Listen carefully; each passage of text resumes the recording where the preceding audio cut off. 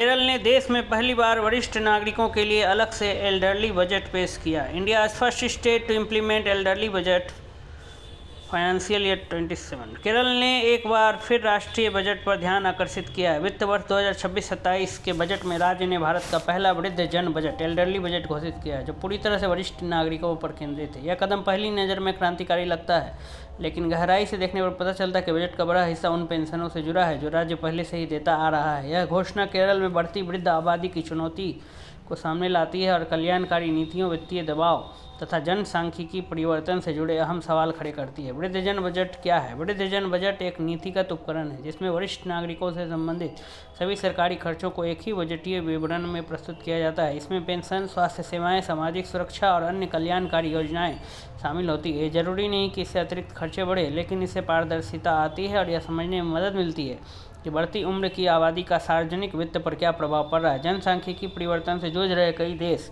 इस तरह के बजटीय वर्गीकरण का उपयोग योजना निर्माण के लिए कर रहे हैं। केरल में वृद्धजन बजट। केरल के वित्त मंत्री के.एन. बालगोपाल ने फाइनेंशियल ईयर 27 के राज्य बजट में वृद्धजन बजट की घोषणा की। इसके साथ ही केरल ऐसा करने वाला भारत का पहला राज्य बन गया। वृद्धजन बजट के लिए कुल 46,236.52 करोड़ रुपए का प्रावधान किया गया है, जो केरल के कुल बजट आकार का लगभग 19.07% है। इसका उद्देश्य वरिष्ठ नागरिकों पर होने वाले खर्च को स्पष्ट और केंद्रित रूप में सामने लाना है। वृद्धजन बजट आवंटन। पैसा कहाँ जा रहा है? हालांकि यह पहल नहीं लगती है, लेकिन कुल आवंटन का लगभग 68% हिस्सा सेवानिवृत्त सरकारी कर्मचारियों की पेंशन पर खर्च हो रहा है।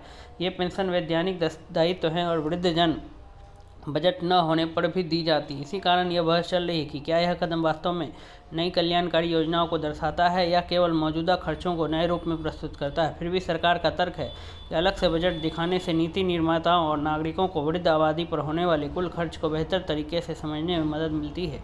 केरल की वृद्ध होती आबादी। वृद्ध जन बजट की असली वजह। वृद्ध जन बजट के पीछे केरल की तेजी से बढ़ती बुजुर्ग आबादी एक प्रमुख कारण है। राज्य में 2011 से 2026 अनुमानित के बीच वृद्ध आबादी में लगभग 47% की वृद्धि हुई है, जबकि पूरे देश में यह वृद्धि लगभग 36% है। 2011 के बाद से केरल में वृद्ध जनसंख्या का अनुपात राष्ट्रीय औसत से लगातार 4 से 8% अंक अधिक रहा है। कम प्रजनन दर, उच्च जीवन प्रत्याशा और बेहतर स्वास्थ्य सुविधाएं इस प्रवृत्ति के मुख्य कारण हैं, जिसमें वृद्धावस्था एक दीर्घकालिक नीतिगत चुनौती बन गई है। वृद्ध जन बजट और केरल पर वित्तीय दबाव। यह बजट केरल पर बढ़ते वित्तीय दबाव को भी उजागर करता है। जैसे जैसे वरिष्ठ नागरिकों की संख्या बढ़ती है, पेंशन और स्वास्थ्य सेवाओं पर खर्च भी लगातार बढ़ता जाता है। बजट का बड़ा हिस्सा अनिवार्य पेंशन भुगतान में बंधा होने से नई वृद्धजन केंद्रित योजनाओं के लिए राज्य के पास सीमित गुंजाइश बचती है। विशेषज्ञ इसे एक डेटा आधारित कदम मानते हैं जो भविष्य की वित्तीय देनदारियों के पैमाने को सामने लाता है और पेंशन सुधार, वृद्धजन स्वास्थ्य सेवाओं के विस्तार तथा सामुदायिक देखभाल मॉडलों की आवश्यकता को रेखांकित करता है। केरल से आगे भी क्यों महत्वपूर्ण है वृद्धजन बजट? वृद्धजन बजट केवल केरल तक सीमित महत्व नहीं रखता। भारत के कई अन्य राज्य भी धीरे धीरे वृद्ध समाज की ओर बढ़ रहे हैं। केरल का यह मॉडल अन्य राज्यों को भी वरिष्ठ नागरिकों पर होने वाले खर्च को अलग से ट्रैक करने के लिए प्रेरित कर सकता है। शासन और नीति निर्माण के दृष्टिकोण से वृद्धजन बजट साक्ष्य आधारित नीतियों, कल्याण योजनाओं के बेहतर लक्ष्यीकरण और दीर्घकालिक योजनाओं निर्माण की मजबूती प्रदान करता है।